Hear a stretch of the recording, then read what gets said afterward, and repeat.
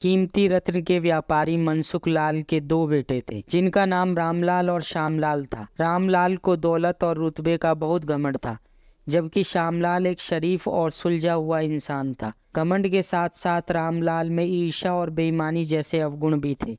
समय के साथ साथ मनसुख लाल की उम्र बढ़ती जा रही थी। ऐसे में उसके दोनों बेटों ने कारोबार में पिता का अधिक से अधिक हाथ बटाना शुरू कर दिया। कुछ समय के पश्चात मनसुख लाल जब चल बसे और कारोबार का पूरा भार रामलाल और श्यामलाल के कंधों पर आ गया। बड़ा भाई होने के नाते रामलाल ने व्यापारिक फैसलों में अपनी मर्जी चलानी शुरू कर दी। रामलाल बेईमानी और मक्कारी भरे फैसले लेने लगा। असली रत्न के नाम पर वह नकली रत्न का व्यापार करने लगा, जिससे उसका मुनाफा बढ़ने लगा। दौलत के घमंड में वह परिवार में उन्मादी जैसे व्यवहार करने लगा।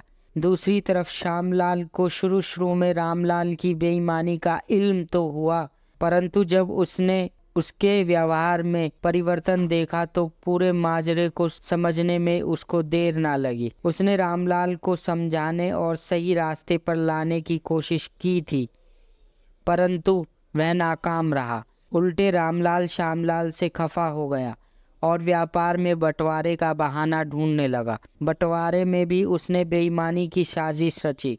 श्यामलाल के हिस्से के व्यापार पर भी वह कब्जा कर बैठा। रामलाल के व्यवहार से दुखी होकर श्यामलाल ने दूसरे शहर में अपना ठिकाना बनाया और रत्न के अपने व्यापार को नए सिरे से शुरू किया। ईमानदारी की नींव पर शुरू हुआ श्यामलाल का व्यापार जल्द ही चल निकला। एक तरफ जहां श्यामलाल की ख्याति देश और विदेश में बढ़ने लगी, वहीं दूसरी तरफ रामलाल की करतूतों की पोल खुलने लगी। नकली रत्न के व्यापार के कारण रत्न बाजार में रामलाल की साख को जोरदार धक्का लगा और उसके व्यापार का दायरा सिमटने लगा। अंततः नौबत यह आ गई कि रामलाल को धन के अभाव में अपना घर, दुकान, सामान तक बेचना पड़ रहा था। जल्द ही रामलाल के हाथ से सब कुछ निकल गया और वह परिवार सहित सड़क पर आ गया।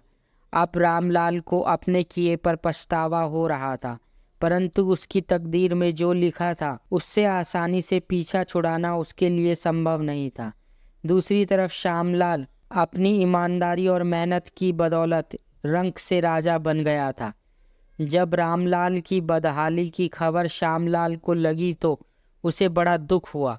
पुरानी बातों को भूलकर भागा भागा अपने बड़े भाई रामलाल के पास पहुंचा। रामलाल के लाखों मना करने के बाद भी उसे परिवार सहित अपने पास ले आया। अगर आपको ये कहानी पसंद आई हो तो please subscribe, like, comment and share with your friends. Thank you.